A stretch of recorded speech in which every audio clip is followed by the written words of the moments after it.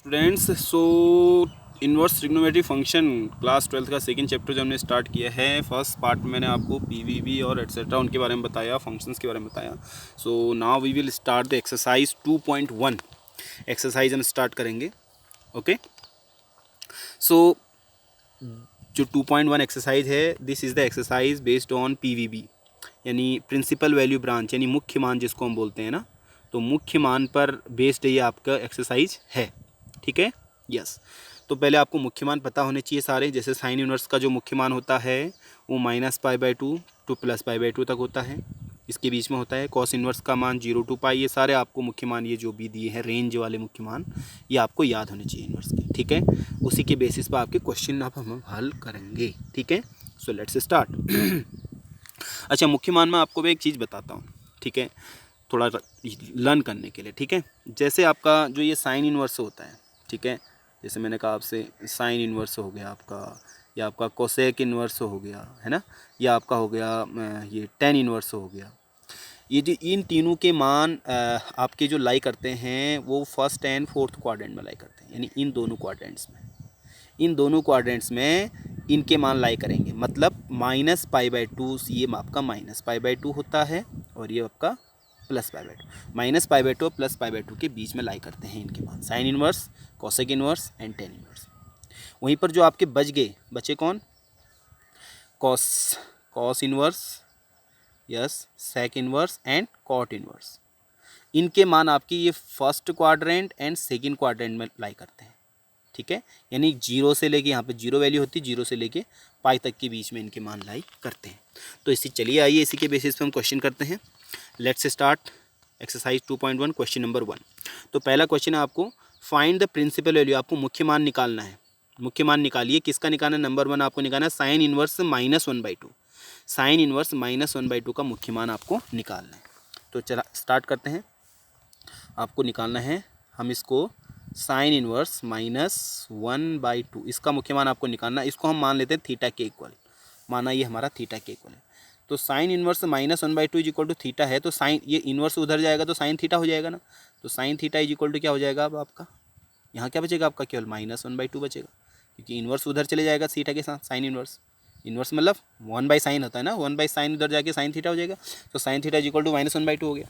Clear है। अब देखो साइन में -1/2 कितने की वैल्यू होती है, ज़रा बताओ मुझे। Sine theta is equal to, आप इसको कर सकते हैं साइन -π/6 कर सकते हैं, बताइए मुझे। π/6 का मतलब 30 डिग्री, साइन 30 की वैल्यू होती है 1/2, 1/2। ठीक है, तो इसका मतलब साइन -π/6 की वैल्यू होती है -1/2। ठीक हो गया। तो इसका मतलब थीटा की वैल्यू कितनी आ गई, थीटा की वैल्यू यहाँ से आपकी कितनी आएगी, क्योंकि साइन दोनों जगह साइन साइन आ रहा है, तो इसका मतलब थीटा की वैल्यू कितनी आएगी, -π/6। लेकिन आपको थीटा की वैल्यू -π/6 तभी लिखनी है जब आपको पता हो कि ये साइन इनवर्स के मुख्य मान के अंतर्गत लाई कर रहा है। तो देखो यहाँ पर साइन इनवर्स का थीटा इज इक्वल टू आपका यहाँ से आ रहा है -π/6। क्या ये मुख्य मान को बिलोंग करता है। साइन इनवर्स का मुख्य मान क्या होता है, जरा चेक करते हैं यहाँ से। साइन इनवर्स का मुख्य मान क्या होता है, देखो यहाँ पर आप एक चीज़ और चेक कर सकते हैं। मैंने आपको बताया था साइन इनवर्स जो होता है वो फर्स्ट और फोर्थ क्वाड्रेंट में लाई करता है, यानी -π/2 से लेके +π/2 के बीच में होता है। -π/2 से +π/2 के बीच में वैल्यू होती है, तो आपकी वैल्यू आ रही है -π/6। तो -π/6 से -π/2 और +π/2 के बीच में ही तो होगा, बिल्कुल होगा। तो इसका मतलब जो थीटा इज इक्वल टू -π/6 आ रहा है, ये PVB को बिलोंग करता है, यानी जो साइन इनवर्स का मुख्य मान जो आपका है -π/2 से +π/2 तक, इसको बिलोंग ये करता है। तो आप लिख सकते हैं दिस बिलोंग्स टू -π/2 टू +π/2 को बिलोंग करता है। इसका मतलब आंसर आपका कितना हो जाएगा, ये आपका आंसर हो जाएगा, theta is equal to -π/6। Clear है। चलिए आगे क्वेश्चन में क्लियर हो जाएगा। Let's start the next question. Next question आपका कह रहा है कॉस इनवर्स √3/2। तो वही यहाँ भी करना है, कॉस इनवर्स √3/2। तो आप क्या करेंगे, कॉस इनवर्स √3/2, इसको आप थीटा के इक्वल मान लेंगे। तो इनवर्स वहाँ जाएगा तो कॉस थीटा हो जाएगा ना। तो cos theta is equal to कितना हो जाएगा आपका, √3/2। अब आपको √3/2 कॉस में कितने की वैल्यू होती है बताओ। आई थिंक कितनी की होती है, π/6, π/6 की होती है ना। तो π/6 की वैल्यू रखोगे इसको उसमें आप, है ना। तो cos theta is equal to कितना हो जाएगा यहाँ से आपका, cos theta is equal to cos π/6। तो थीटा की वैल्यू यहाँ से π/6 आ रही है, लेकिन कॉस की वैल्यू यहाँ पर थीटा की वैल्यू π/6 तभी आएगी जब आपका कॉस इन्वर्स का मुख्य मान π/6 पे आएगा। देखो हमने बताया अभी कॉस का जो मान होता है, मुख्य मान क्या होता है कॉस का, 0 से लेके पाई के बीच में होता है। तो आपका आंसर आ रहा है π/6 आ रहा है, ये π/6 आ रहा है। तो π/6 0 और पाई के बीच में ही तो आएगा भाई साहब, π/6 0 और पाई के बीच में ही तो आएगा ना, नहीं आएगा? बिल्कुल आएगा। तो इसका मतलब आंसर आपका हो जाएगा थीटा इज इक्वल टू π/6। यहाँ से आप आंसर कर सकते हैं। थीटा इज इक्वल टू कितना हो जाएगा आपका π/6, जो कि बिलोंग करता है, जो कॉस का जो मुख्य मान है 0 से लेके पाई, इसको बिलोंग करता है, इसके बीच में ये आता है। अगर नहीं आता है तो उसके लिए हम अलग तरकीब करते हैं फिर, ठीक है। तो ये आपका था सेकेंड क्वेश्चन। चलिए थर्ड क्वेश्चन को चेक कर लेते हैं। थर्ड क्वेश्चन में भी आपको ऐसे ही करना है, कॉसेक इन्वर्स 2 का मान इसमें आपको निकालना था। तो कॉसेक इन्वर्स 2 के लिए भी आप इसको भी सेम ऐसे ही करेंगे, कॉसेक इन्वर्स 2 को भी, ठीक है। स्टार्ट करें और कर लोगे? I think you can do it. Cosec inverse को भी चेक कर लीजिएगा आप, ठीक है। चलो कर ही लेते हैं, क्या दिक्कत है। कॉसेक इन्वर्स कितना था आपका? Cosec inverse 2, cosec inverse 2। Okay let's start this. Cosec inverse 2, इसका मान आपको निकालना है। तो इसको आप क्या मान लेते हैं? थीटा मान लेते हैं। ओके, तो cosec theta is equal to कितना हो जाएगा आपका? कॉसेक उधर जाएगा तो cosec theta is equal to यहाँ 2 बच जाएगा, ठीक है। तो कॉसेक में 2 कितने की वैल्यू होती है, जरा बताइए मुझे। कॉसेक में 2 कितने की वैल्यू होती है? कॉसेक में 2 वैल्यू होगी आपकी कितने की होगी? π/6 की। हाँ π/6 की तो होगी, है ना। π/6 यानी कॉसेक 30 की होगी ना, π/6 हाँ 30 की होती है। तो आपका आंसर आएगा यहाँ से cosec theta is equal to cosec π/6।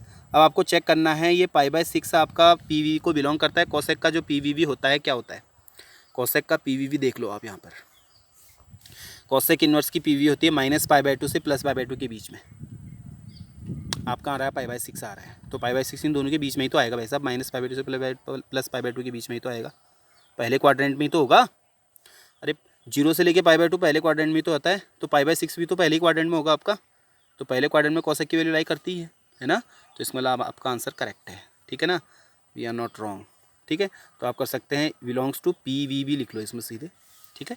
इसका मतलब थीटा की वैल्यू कितनी आ जाएगी आपकी? केवल π/6 आ जाएगी, क्योंकि ये किसको बिलोंग करता है? PVB को बिलोंग करता है, प्रिंसिपल वैल्यू ब्रांच को, मुख्य मान को, किसके? कॉसेक इन्वर्स के, ठीक है।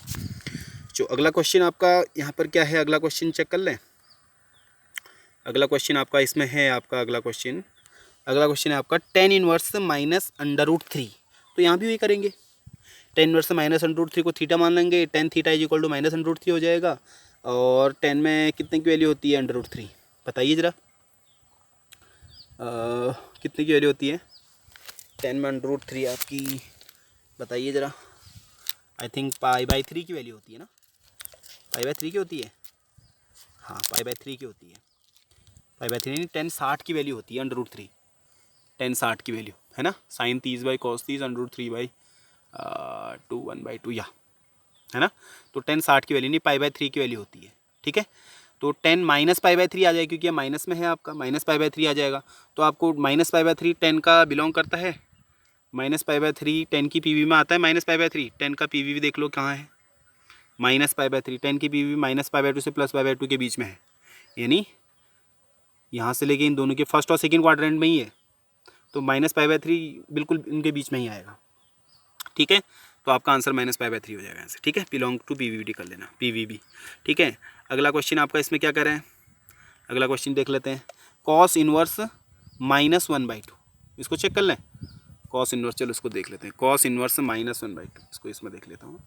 Cos inverse -1/2, let's see this question, देखते हैं कैसे करते हैं इसको फिर। कॉस इन्वर्स -1/2 ना, so let's start this. Cos inverse -1/2, theta मान लो इसको। तो आपका कॉस थीटा की वैल्यू कितनी आ जाएगी यहाँ से? -1/2 आ गई, आगे नहीं आ गई? तो -1/2 यानी कॉस में π/6 की वैल्यू होती है, होती नहीं होती भाई साहब? हाँ, cos theta is equal to आप कर सकते हैं, कितना करोगे बताइए, कितना होता है? -π/, अच्छा 1/2 कितने की वैल्यू होती है कॉस में? कॉस में 1/2 वैल्यू होती है आपकी पाई/6 की वैल्यू होती है। तो यहाँ से -पाई/6 आएगा क्योंकि माइनस में है। अब -पाई/6 कॉस की प्रिंसिपल वैल्यू ब्रांच में लाई करता है? नहीं करता भाई साहब, नहीं करता। कॉस की जो वैल्यू होती है 0 से पाई के बीच में होती है, माइनस वाली नहीं होती इसमें, यानी फर्स्ट और सेकंड क्वाड्रेंट में ही होता है कॉस, माइनस वाला कुछ भी नहीं होता है इसमें। इसका मतलब जो आपका आंसर आ रहा है -पाई/6 आ रहा है, आपका आंसर -पाई/6 आ रहा था ना, इसका आंसर आपका रॉन्ग आएगा ये आंसर, ठीक है। तो आपको इसको कॉस के प्रिंसिपल वैल्यू ब्रांच में लाना है, यानी कॉस की प्रिंसिपल वैल्यू ब्रांच क्या होनी चाहिए? फर्स्ट और सेकंड क्वाड्रेंट में ही होनी चाहिए। ये कॉस की प्रिंसिपल वैल्यू ब्रांच हमने फर्स्ट और सेकंड क्वाड्रेंट में, यानी पाई से कम होनी चाहिए, यानी पाई माइनस होनी चाहिए, नहीं होनी चाहिए। तो आप यहाँ पे क्या करेंगे, इसको पाई माइनस करेंगे, ठीक है ना। तो इसको कर लेंगे आप पाई माइनस, कितना करेंगे? पाई/6 की तो वैल्यू होती है, पाई माइनस पाई/6 करना पड़ेगा, पाई से कम करना पड़ेगा ना आपको, पाई माइनस पाई/6 करना पड़ेगा। तो इसको सॉल्व कर सकते हैं आप, कितना आएगा आपका ये? नहीं, पाई/6 की वैल्यू नहीं होती, पाई/3 की वैल्यू होती है, आई एम रॉन्ग, पाई/3 की वैल्यू होती है, 1/2 तो पाई/3 की वैल्यू होती है ना।